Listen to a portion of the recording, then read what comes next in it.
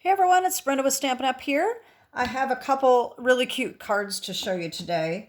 I'm in a few groups on Facebook, and there is a die that is really popular right now that comes with stencils. I think it's called Waffle Flower Designs or something like that. And it looks like little postage stamps. It's one die. It creates an image for an A2 card.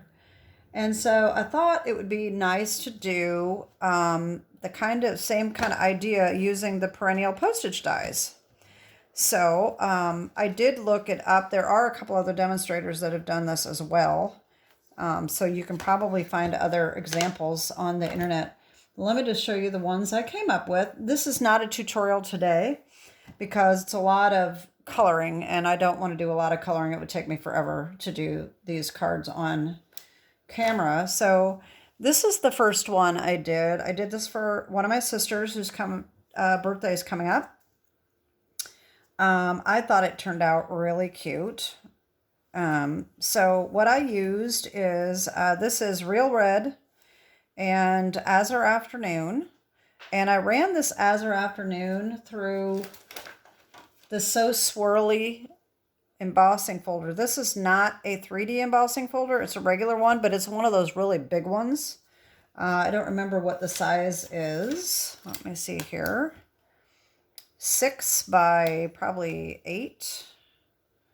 Yeah, about 8 or 9, 8.5. So these are really big, though. They're a little more expensive, but you can do a huge piece like for scrapbooking and stuff in them. That's what's nice about them being so big.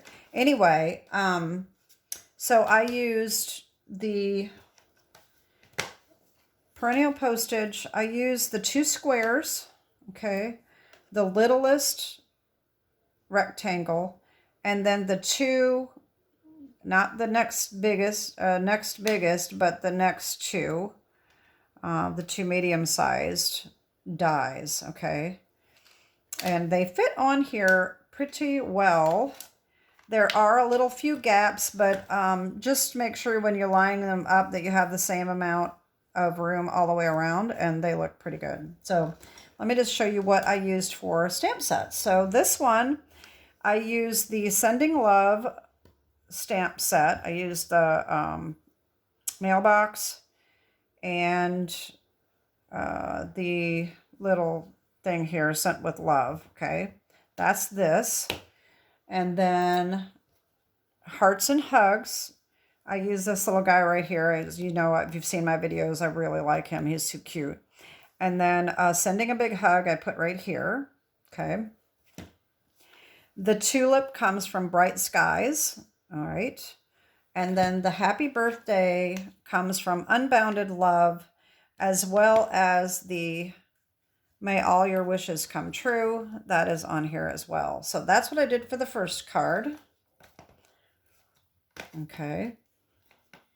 And then, of course, as you've seen, I cut out extra, use the biggest dies to cut out the inside just to make it a little more interesting. So, okay, so then the second one is for our great niece who is turning 1, and I thought this would be really cute. So I used Petunia Pop and Bubble Bath, and the same dies. As you can see, it's the same exact arrangement. But I used Fluffiest Friends. I used all of these images here of the biggest animal. Well, not the bear and not the bird, but I used all 4 of these. And the flowers. And then the candle comes from Iconic Imagery, which is a new online exclusive for Christmas. I used the little candle. And again, I used that So Swirly embossing folder to run the bubble bath through. And then on the inside, I've got this little animal here. I'm not really even sure what he's supposed to be. But anyway, raccoon maybe. And the Happy First Birthday actually comes from a retired set called Number of Years. This is a great one to keep in your stash if you have it. If you don't have it, You know, sometimes you can find used sets, but this is a really nice set to have, and I keep that one. So happy first birthday. And those are my cards for today. Like I said, I didn't want to do a tutorial because it's just too much coloring, and it would just take too long. So I think they're pretty self-explanatory. I don't think it's really necessary to do a tutorial. Anyway, that is it for today. Have a great day, and God bless. Bye-bye.